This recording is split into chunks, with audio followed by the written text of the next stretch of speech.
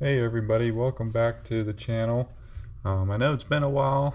Haven't really had a whole lot of time to film over the summer with work and everything like that, but I'm trying to make a comeback here and do a couple things. Well, as you can see here, I have a carburetor sitting here, and little backstory on this carburetor. I recently purchased a new tractor, an Oliver 60. I'm unsure on the year yet. The serial tag is kind of dirty. I haven't cleaned it up. It's still at the owner's property, but I went and pulled the carburetor off because he said he got it running on ether but could not run it on gas. So yesterday I took the carburetor off, and I'm gonna go ahead and tear it apart, clean it, put it back on, and see if the tractor will run. In this video we're just going to focus on the carburetor for now, but I'll flash some pictures of the tractor up there right now.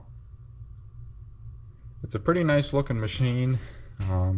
I am the third owner of it since it was new. It still has the original upholstered seat on it, as you can see in the pictures. And it also has the side curtains with it. They're just not on it. But it will run on ether, but won't on fuel. So I know everything's good as far as your spark and all that, I hope. But we took the carburetor off. It is a Marvell Schwebler carburetor. Nothing fancy, just simple model TSX 120. I've worked on several of these before, so it shouldn't be anything hard. But I'm going to go ahead and tear into it here and see what we find. And I thought I'd bring you guys along and show you how to rebuild a carburetor.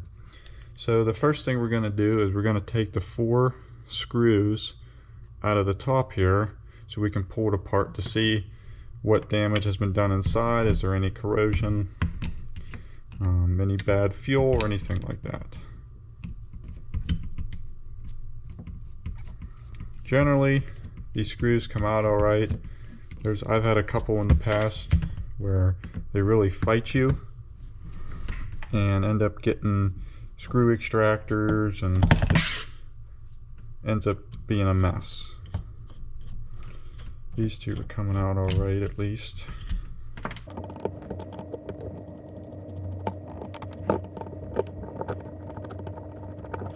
Okay, now that I got all 4 screws off, go ahead and pull the carburetor apart.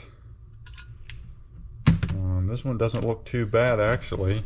You can see there really has not been any bad fuel at all left inside there, which is a good sign that things might not be gummed up.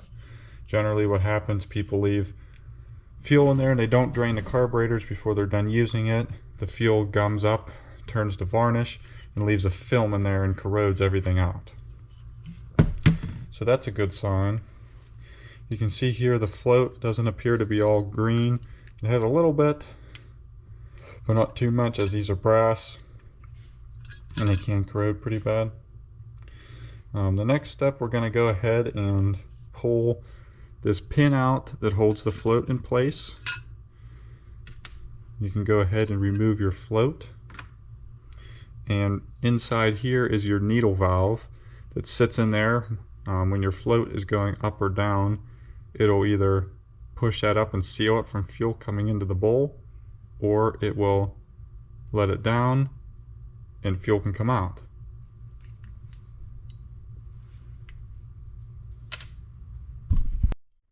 Okay, once you get the needle valve out of there, you can go ahead and pull your air fuel mixture screw out. Just unthread it the whole way, pull it out of there, and you can go ahead and peel your gasket off. And most of the time your venturi will come with you. That's what creates the suction force to pull your air fuel into the engine. Okay, once we have that off, there's a fuel jet right here. You want to take a small screwdriver and carefully remove it without breaking it off or getting it stuck.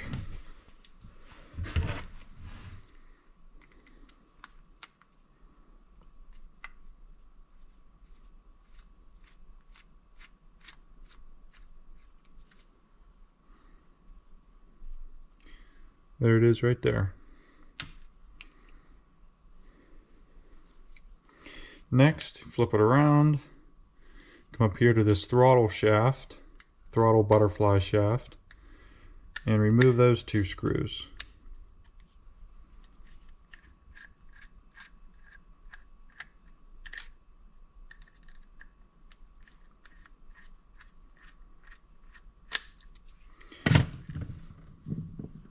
Right there. Once they are removed, turn that straight and go ahead. Might take a little bit of wiggling, but you should be able to pull your butterfly out of the bore there. Then, with that removed, you can take and you can pull your throttle shaft out. Next, you can remove your idle air fuel adjustment screw. Right there. That's going to be about it for this piece here for now. Just put that aside.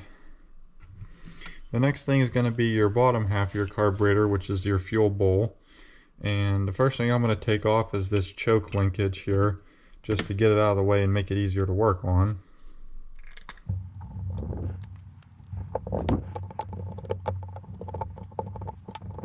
It's loose.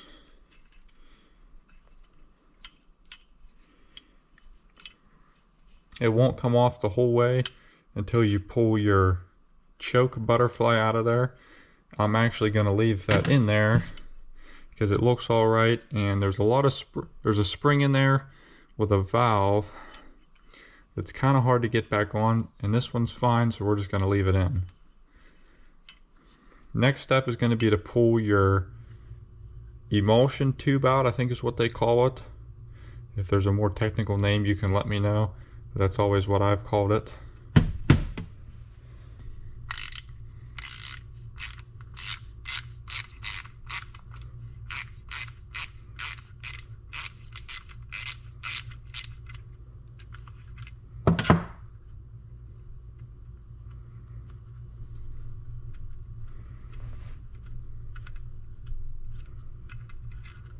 Once you get that pulled out, it has a little paper gasket behind it.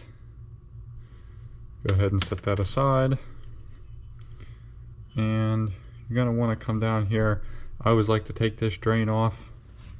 You don't have to, but you can. That's going to require a 1/2 inch drive socket.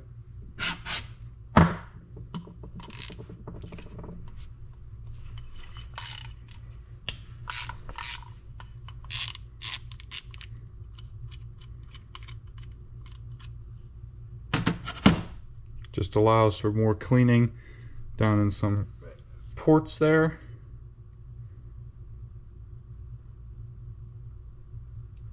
Okay, now that we have that out, I always like to look down inside the hole to make sure there's nothing, no debris stuck in there. Looks all right. So this is completely disassembled as far as we're going to go with it. The next step will be cleaning up all the dirt and gunk around here. I use a diesel fuel or parts cleaner solvent and a wire brush, and just clean up both surfaces inside the bowl. And then I always liked to clean up the mating surfaces and get all the gasket residue off. Okay, I got all the parts cleaned up, and if you're doing this at home and you don't already have a massive amount of carburetor parts laying around like I do, you can pretty much go anywhere online or to your local tractor parts place or whatever, if you have a shop near you, and just look up Oliver 60 carburetor kit. They'll have a basic, a more advanced kit, and then a comprehensive kit, and that basically is just how much stuff you're going to replace on this. This carburetor here was fairly clean inside, so I just rounded up a few parts, but we're going to use a lot of the same parts over. The first thing that we're going to start with is this main bowl here, and I found a new gasket paper ring there for the emulsion tube, so I'm going to put that back in there is the first thing. And they're threaded in there, so you just got to make sure you got them started. Don't want to cross thread it.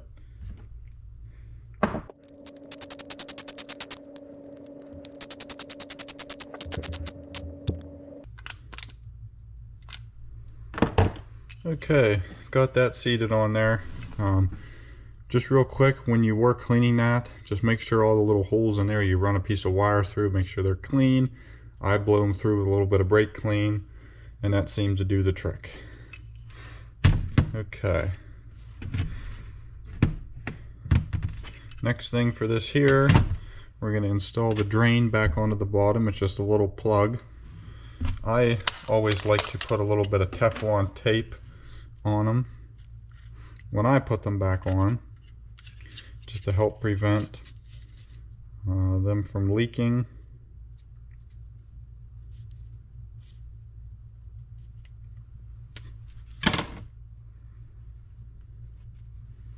Don't need much, just a little bit on there. Go ahead and install that back in. It's going to take a 1/2 inch socket.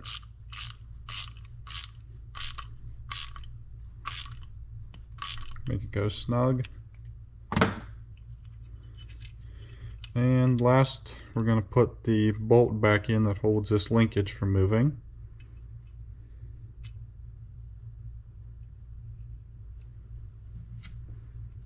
The old bolt was boogered up pretty good, so I found another bolt that I had laying around. Okay, now that that's on there, we can set that aside for now. And we're going to work on the top piece. You can see I got it all cleaned up. Everything come out pretty nice. So first what we're going to do is install the main fuel jet right here. It's going to go back in this tube or hole right there. Drop it in there. They are on a little bit of an angle, so you got to make sure you get that angle right when you're going back in.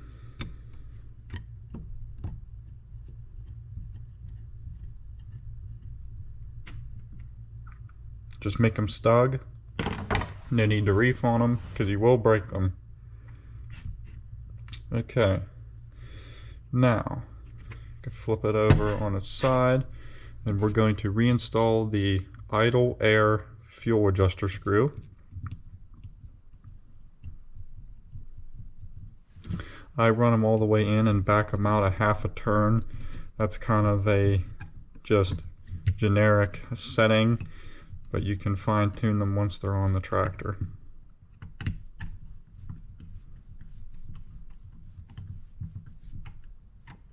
Okay, bottomed out. Go a quarter, half. Okay, now that's set. So next what we're going to do is install the throttle butterfly and shaft. You can see it's all cleaned up. Going to slide it back in. There's your butterfly there. You're going to make sure that you install it back the correct way. It's in there, the bolt holes line up. You can take your 2 little screws, try not to drop them.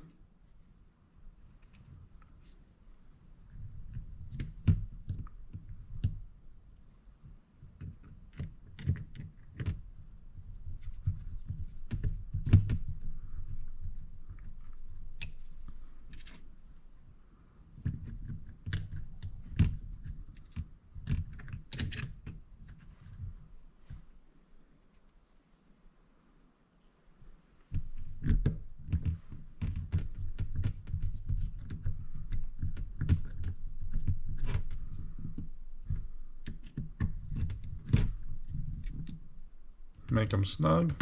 You can see there. Make sure it opens and closes without any obstruction, and you should be good. Now we're going to install the fuel line fitting elbow and the part that goes into the carburetor. I'm going to install some Teflon tape to help it seal.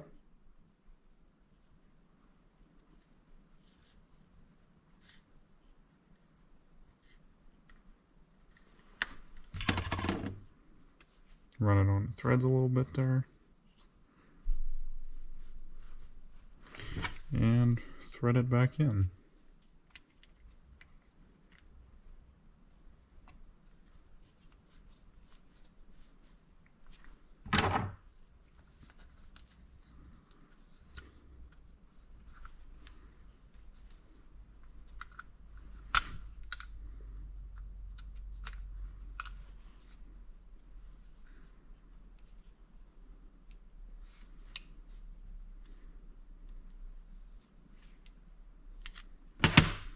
Just like that. Now, we can flip it back over. We're going to install the needle seat, or the needle valve. Actually, that's the needle seat in there. Just drop it down in. Then my float was a good way to test these is get a bowl of water, make sure they float. Hold them under the water, maybe 30 seconds to a minute. Make sure you pull them out, that you rattle them and there's no water inside, and your float should be good unless you can visibly see something wrong with it. But this one, it was good. So we're going to set it back on there. And you're going to take your rod and you're going to slide it back through and make sure it's centered. And then I always like to flip it over and just make sure your needle seat moves up and down with it. Sometimes they get a little stuck because there's no fuel pressure behind them. But just make sure that operates correctly. And we'll flip it back around and we will install our main air fuel screw. I run them down till they seat on that thing there that holds it, and we can do the fine adjustments later on the tractor.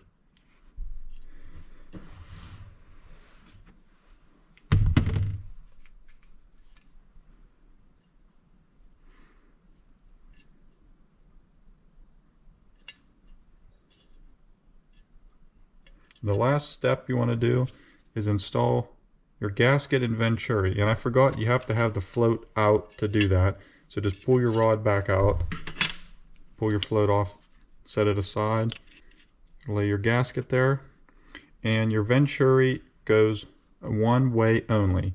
A good way to make sure you have it the right way is grab your bottom bowl and see which piece fits down in the groove. See, this piece here will not fit. Flip it around and it fits in that groove. So you're going to want to take that and flip it upside down, fit it around your gasket,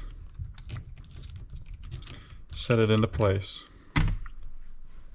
Then you can reinstall your float if you're like me and forget to put the gasket on first. And now you're ready to go ahead and set your bowl back on the carburetor. Make sure everything lines up and it fits back in, and you can start all 4 of your bolts around there.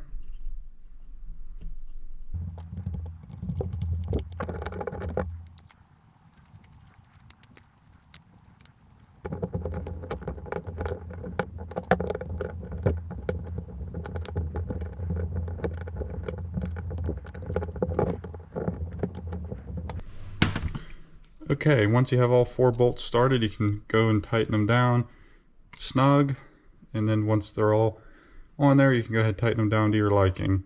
Then I like to screw this main screw all the way in until it doesn't go anymore, and there's a little indicator on it. I like to go 1 full turn, as you can see there, and then another half a turn. And that's kind of like just the generic setting that will get the tractor running, and then you can fine tune it from there. Next, we're going to put in this plug. It's just a clean out plug to get into a little port in there, just a little brass plug. You can remove that for cleaning. Just go ahead and put that back in.